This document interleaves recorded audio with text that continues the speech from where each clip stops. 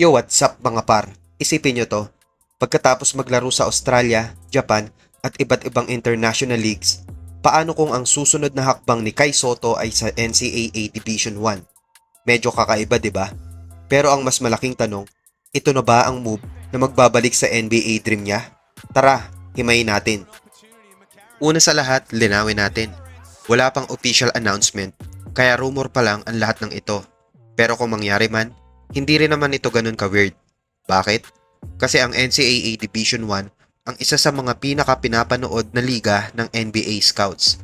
Halos bawat laro, may mga taong naghahanap ng susunod na NBA player. Sa tingin ko, may tatlong malaking advantage si Kai kung maglalaro siya sa NCAA. Una, exposure.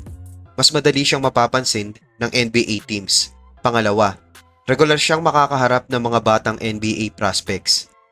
Dito natin makikita kung kaya pa rin niyang makipagsabayan. At ang pangatlo, mas marami siyang pagkakataon na ipakita ang improvements niya kaysa sa pagiging reserve niya sa ibang professional leagues. Pero hindi ibig sabihin nito automatic magandang move na. May pressure. Kasi kapag pumasok si Kai sa NCAA, mataas agad ang expectations. Hindi pwedeng average lang ang laro. Kung magiging dominant siya, lalaki ulit ang NBA hype. Pero kung mahihirapan siya laban sa college competition, baka sabihin ng iba na kung sa NCAA pa lang hirap na, paano pa sa NBA? At alam nyo naman ang internet, minsan isang bad game lang, feeling ng iba, tapos na ang karir. Parang wifi lang sa bahay, isang lag lang, sira na raw. Kaya mga par, kung ako ang tatanungin, hindi mahalaga kung NCAA, Japan o G League. Ang importante, mapunta si Kai sa team na bibigyan siya ng minutes at pagkakataong mag-develop. Kasi sa NBA, hindi lang talent ang hinahanap.